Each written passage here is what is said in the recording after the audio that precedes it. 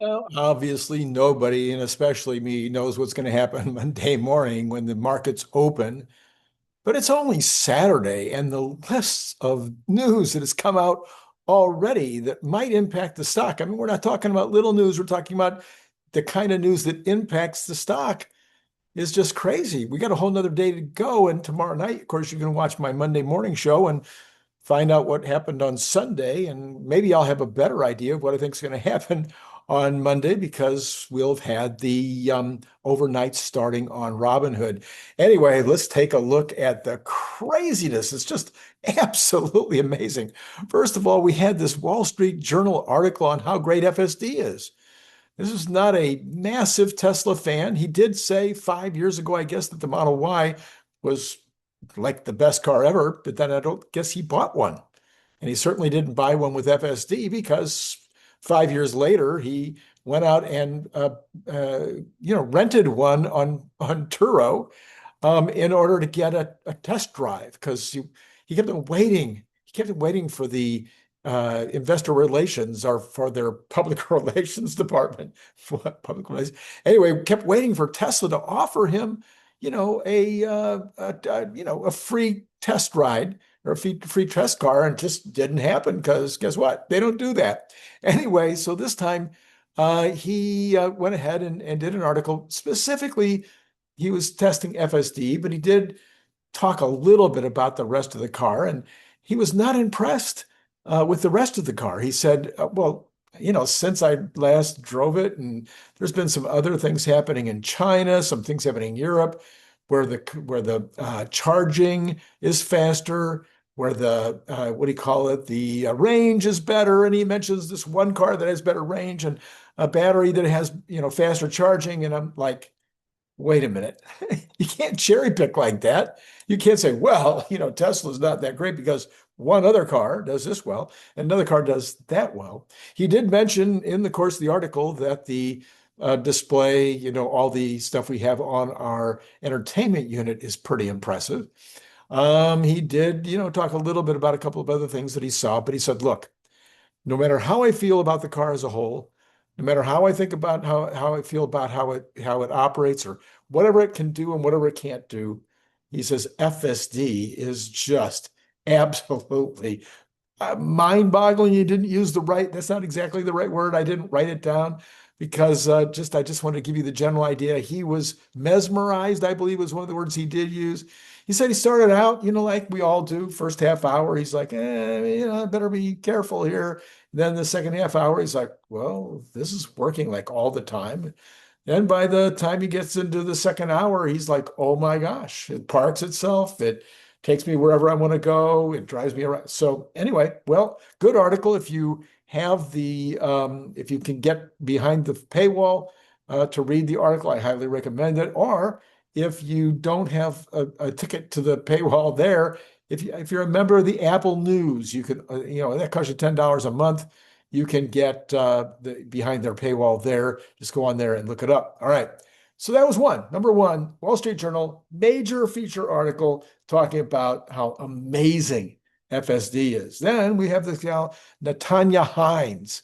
She is a well-known social media star in the United Kingdom. She does this outstanding viral video on how her Tesla is much better than her Mercedes. So she needs to talk to the guy at the Wall Street Journal and let him know, yeah, the whole car is better. Now, it turns out 𝐒𝐚𝐲 Hines is very impressed with some things that, maybe aren't at the top of my list, but she talked about a lot of stuff again on the entertainment unit. One of the things that nobody ever mentions is the over-the-air updates. This is an amazing feature on Tesla that people just kind of forget about. But she likes many things on the entertainment system. She liked many things about the overall handling of the car and whatnot. Anyway, so that was another major millions of people saw this video. It's being repeated on besides what the YouTube count, of course, it's all over X, and it's being including me. I quote posted it, quote reposted it. Anyway, then we have Giga Shanghai. Well, one of the things that we've been talking a lot about Giga Shanghai is can they squeeze any more product out of Giga Shanghai? And, some people say, well, they're maxed out. I've said it, they're maxed out. They're doing all they can do. Other people are like, well, maybe, they usually can find a way to get a few more. Well, it turns out that after an extremely good June, July turned out to be the best numbers ever, ever, ever at Giga Shanghai. And I don't know the details. I can just tell you that, on a little graph I was looking at it, it was not a small amount over the June number. And so it's the best month ever out of Giga Shanghai. Now, of course, you know what that means. It means they're selling everything they can possibly make out of Giga Shanghai. And we've talked about the fact that the wait times in the United States and other evidence would suggest car sales are good in the United States. And then no matter what you're hearing from some negative Nellies with regard to Europe, if you really dig in, you'll find out Europe probably will also trounce their previous numbers. Okay, then next, that's three things that could move the market. I mean, if you get, really great numbers out of Shanghai, you've got social media star in the UK with millions of views.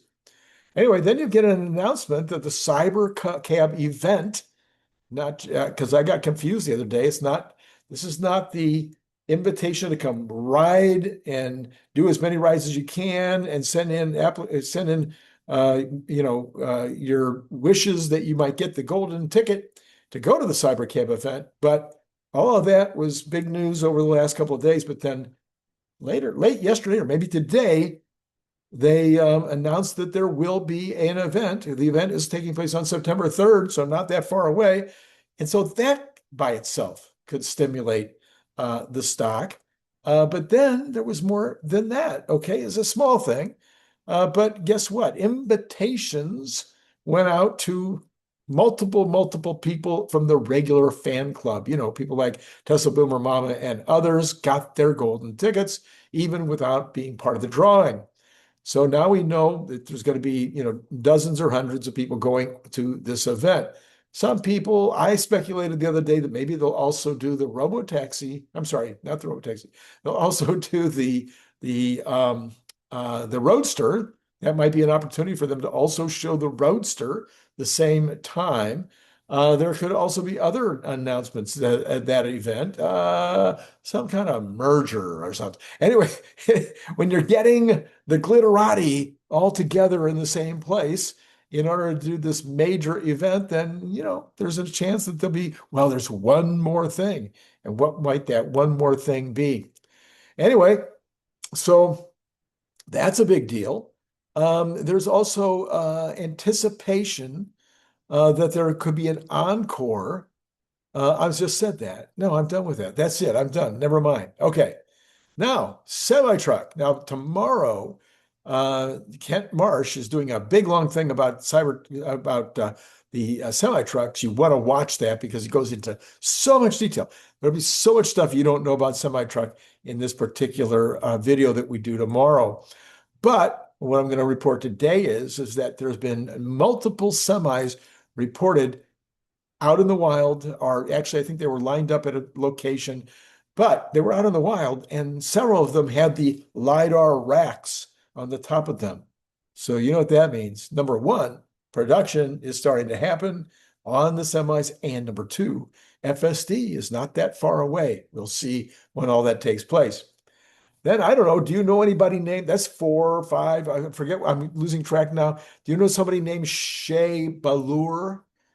Goes on by the handle of @StockSavvyShay. Well, he comes out with some news here. He says, look, Deutsche Bank is thinking that SpaceX will triple its ARR to 100 billion by the end of the year. And, that's what Elon said was going to happen. So it's not that shocking, but they break it down. And maybe you want to write these down and see what you think. Again, I'm not going to, unfortunately, I'm not going to share my video with you and show you a page. But anyway, they think that NeoCloud will provide about half of that, about 48 billion. I think it could be more, but it could be maybe closer to 60 billion, but they think 48 billion. Then there's Starlink. They think Starlink will come in at 13B run rate by the end of the year. Cursor at 12B by the end of the year. Then you got Starship and Enterprise. That'll be a little bit less at $11 billion. The total space part at $7 billion. A lot of that could be considering the Starshield contracts that have just recently been won. Then you got advertising on, I assume mostly on X, which is coming about $4 billion, they think. It's a run rate, so about $400 million a month.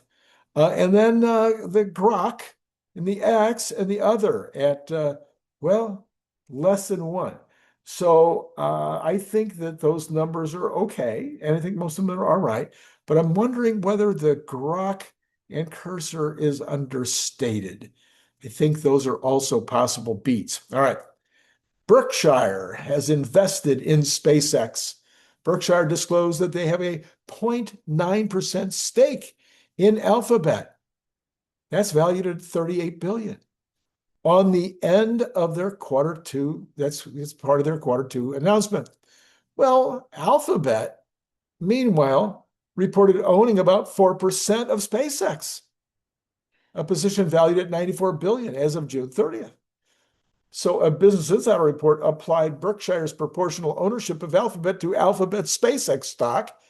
And what they came up with was, on that basis, Berkshire's indirect interest in SpaceX comes to $815 million at the end of the quarter.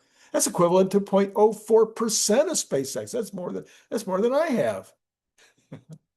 Following the drop in the value of Alphabet and SpaceX shares, the outlet estimates that exposure was closer to $700 million by the close on August 18th. In any case, it is a significant ownership, but again, kind of by the back door. So let me know what you think about the fact that Berkshire has finally taken a position in an Elon Musk company. Sheesh, been a long time coming. Yeah, there's a lot of that kind of internecine. No, is that the right word? Anyway, a lot of this company owning these shares and that company owning these shares, and it goes around and around. Anyway, you can't sometimes know who all the players are without getting a program, and that's why I do this program. All right, what do we know about earlier today? What we know about earlier today is that we had Phil Beisel started the day this morning, and Phil, as always, does a fantastic job, and he dug deeply into, well, it wasn't really a continuation of his idea and theory that the Tesla bot is kind of the core of the future product. He went into all that the last couple of weeks. This was more kind of a layering on top of that about how things are going to work and what those things are going to look like in terms of the real world for you and me. And not to be outdone, then came along George Merchant, who, if you aren't watching, you should be. And George, he had absolute applications from his company this week from Grok Bot. He took us through these applications, and we talked about them in terms of how they might apply to other kinds of companies, including my companies when I had real companies. I mean, I have a real company now. It's over 100K now for me in my pocket. That's not a bad company. Anyway, so we talked about what would the applications be? How would you apply it to daily life? What does that really look like now? If you're not a company, you just want to use it to make a grocery list or whatever. And so we really got into that kind of nitty gritty of how you personally could use Grok. And that would be just a few hours ago. I'll put the card for both of those up. And then, as I just mentioned, George will be around tomorrow. Not George, Kent will be around tomorrow to talk to us about Tesla Semi and many, many other things. Kind of a potpourri for Kent this week.